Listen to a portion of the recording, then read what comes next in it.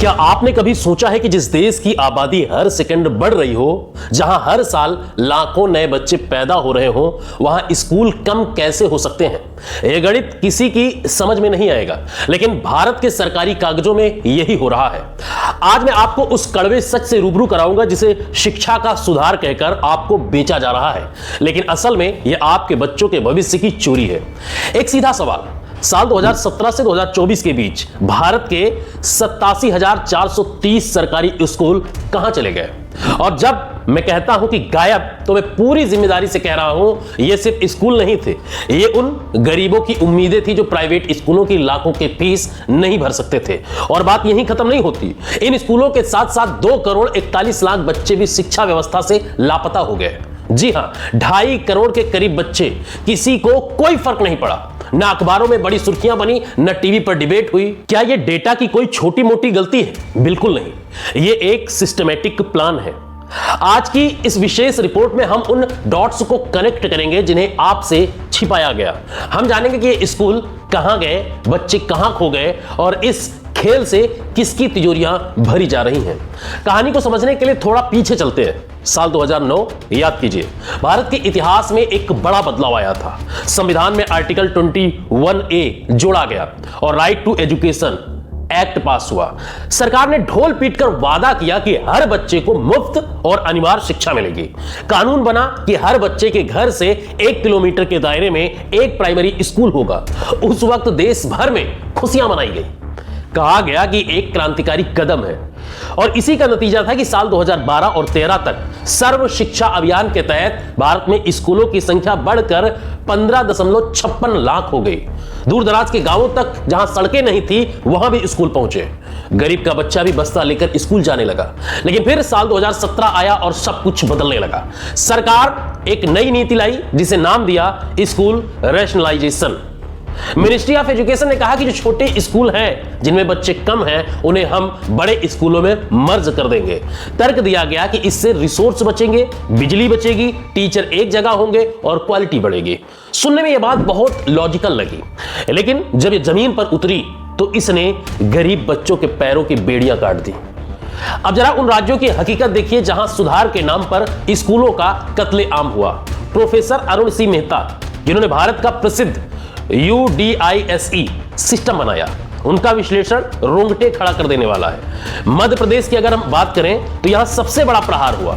एक झटके में 36,000 सरकारी स्कूल बंद कर दिए गए। गांवों के वो छोटे स्कूलों को जो किसी दलित या आदिवासी बस्ती के करीब थे, उन्हें 5 से 6 किलोमीटर दूर के स्कूल में मिला दिया गया। राजस्थान का ही हाल, यहां लगभग 20,000 स्कूलों का अस्तित्व खत्म कर दिया गया। रेगिस्तानी इलाकों में जहां 1 किलोमीटर चलना भी भारी पड़ता है, वहां बच्चों को उनका पास का स्कूल छीन लिया गया। उत्तर प्रदेश अभी हाल की घटना, देश का सबसे बड़ा राज्य जहां सबसे ज्यादा गरीब बच्चे हैं, वहां 26,000 से ज्यादा सरकारी स्कूल गायब कर दिए गए। प्रोफेसर मेहता बताते हैं कि 2017 से 18 और 2024 से 25 के बीच 87,430 स्कूल कम हुए। उनमें से 81,221 शुद्ध सरकारी स्कूल हैं, जिनमें सिर्फ गरीब के बच्चे पढ़ने जाते हैं। स्कूल बंद हुए तो बच्चे कहां गए?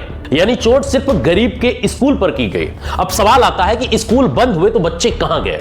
असली शौक तब लगता है जब हम UDISE के डेटा में गहराई से उभरते हैं। 2021 से 22 में टोटल एनरोलमेंट में 25.57 करोड़ था, जो 2024 से 25 में घटकर 24.59 करोड़ रह गया। यानी आधिकारिक तौर पर 88 लाख बच्चे सिस्टम से बाहर हो गए।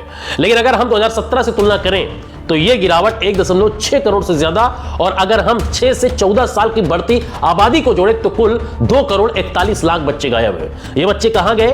क्या ये किसी दूसरे ग्रह पर चले गए? इसका जवाब बहुत डरावना है। ये वो बच्चे हैं जिनका भरोसा सिस्टम से उठ गया। जब गांव का स्कूल बंद हुआ तो गरीब मां बाप के पास 2 ही रास्ते थे, या तो बच्चे को 5 किलोमीटर दूर पैदल भेजे या उसे काम पर लगा दे। नतीजा क्या हुआ? आज ये 2.5 करोड़ बच्चे खेतों में मजदूरी कर रहे हैं, ढाबों पर बर्तन धो रहे हैं या घरों में झाड़ू पोछा कर रहे हैं। चाइल्ड लेबर बन चुके हैं। विशेष रूप से अगर हम समुदाय की बात करें तो SC, ST और OBC बच्चों के साथ जो हुआ उसे मैं साइलेंट जेनोसाइड कहता हूं। डेटा कहता है कि 2024 से 25 के बीच एससी यानी दलित बच्चों का एनरोलमेंट 8 लाख घट गया है। एसटी यानी आदिवासी बच्चों का एनरोलमेंट 2 लाख के करीब घट गया है। और बात करें ओबीसी बच्चों का एनरोलमेंट 3 लाख घट गया है। क्या यह सिर्फ एक इत्तेफाक है कि जो स्कूल बंद हुए वो उन्हीं इलाकों में थे जहां यह समाज रहता है? बिल्कुल नहीं। यह उन बच्चों को शिक्षा से दूर रखने की एक गहरी साजिश लगती है। अब आप पूछेंगे कि अगर सरकारी स्कूल बंद हो रहे हैं तो क्या देश में पढ़ाई बंद हो गई? यही पर आता है इस कहानी का सबसे बड़ा ट्विस्ट। जब सरकारी स्कूल मर रहे थे, ठीक उसी समय प्राइवेट स्कूल फल फूल रहे थे। आंकड़ों को ध्यान से देखिए। जिस समय 81,000 सरकारी स्कूल बंद हुए, ठीक उसी दौरान देश में 42,944 नए प्राइवेट स्कूल खुल गए। ये कोई जादू नहीं है, ये एक नई सोची समझी मार्केट शिफ्ट है। 2022 से 23 में प्राइवेट स्कूलों में बच्चों की संख्या 8.42 करोड़ थी, जो 2024 से 25 में बढ़कर 9.59 करोड़ हो गई। यानी 1,17,00,000 बच्चे प्राइवेट स्कूलों में शिफ्ट हो गए। सरकार ने अपने स्कूलों को इतना मर्जर और दूर कर दिया कि लोगों को मजबूरन अपनी आधी कमाई प्राइवेट स्कूलों की फीस में देनी पड़ी। प्राइवेट अनएडेड स्कूलों की हिस्सेदारी जो पहले 29% थी, वो अब 39% हो गई है। ये पब्लिक सेक्टर की शिक्षा का गला घोटकर प्राइवेट इंडस्ट्री को ऑक्सीजन देने का मेगा प्लान है। अब सरकार कहती है कि हमारे पास पैसा नहीं है, लेकिन सच क्या है? शिक्षा पर जीडीपी का केवल 2.9% ही खर्च हो रहा है, जबकि नियम कहता है कि कम से कम 6% होना चाहिए। समग्र शिक्षा का बजट जो 2024 से 25 में 37,100 करोड़ के आसपास था, उसका एक बड़ा हिस्सा उन सुविधाओं पर खर्च हो रहा है जिनका फायदा अंत में प्राइवेट कंपनियों को मिलता है। आज भारत में एडेड कंपनियां, कोचिंग माफिया और बड़े प्राइवेट स्कूल चेन अरबों का मुनाफा कमा रहे हैं। फोर्ब्स और वर्ल्ड बैंक जैसी संस्था भी प्राइवेट एजुकेशन को प्रमोट कर रही है। ये एक ग्लोबल ट्रेंड है, शिक्षा को अधिकार से बदलकर प्रॉफिट सेक्टर में बदलना, और भारत में ये एक्सपेरिमेंट सफल हो रहा है। इस पूरी साजिश के 4 मुख्य स्टेप्स हैं। पहली, पॉलिसी बनाओ, जैसे 2017 में रेशनलाइजेशन और 2020 में एनईपी के जरिए स्कूलों को मर्ज करने का कानूनी रास्ता साफ किया गया।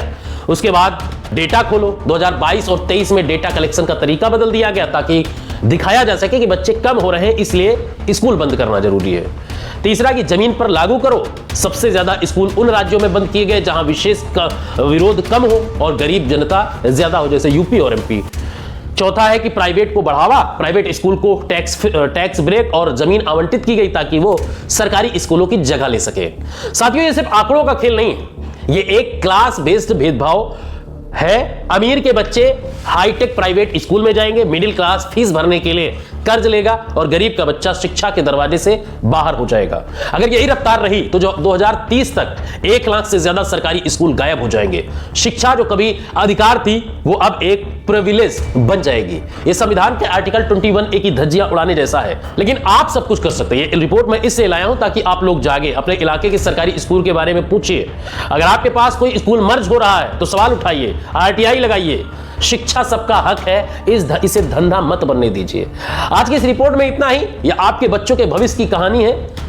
इसे जितना हो सके उतना शेयर करें ताकि आने वाले समय में आपके बच्चों के साथ, आपके बगल में रहने वाले गरीब के बच्चों के साथ गलत ना हो सके, क्योंकि शिक्षा सबका अधिकार है और शिक्षा होना जरूरी है, लेकिन सरकार इसको खत्म करने पर आमादा है। फिलहाल इस वीडियो में इतना ही, लेकिन इस स्टोरी में आपको कैसा लगा है कमेंट में अपनी राय जरूर दीजिए। और ये स्टोरी रिसर्च बेस्ड थी, काफी मेहनत लगी, इसलिए वीडियो को दूसरों तक शेयर कीजिए। और इसका नेक्स्ट पार्ट कि कैसे कौन कौन कंपनियां इसमें घुसी हुई है और कौन सबसे ज्यादा प्रॉफिट ले रहा है, कौन गरीबों के हक को मार रहा है, कितनी कंपनियों ने इसमें फायदा उठाया है। अगर इस पार्ट को आप चाहते हैं तो कमेंट में नेक्स्ट पार्ट लिखना, मैं इसका नेक्स्ट पार्ट लेकर जरूर बहुत जल्द आऊंगा और हर एक चीज डिटेल में बताऊंगा। फिलहाल मिलते हैं नए वीडियो में, तब तक के लिए जय हिंद, जय भारत।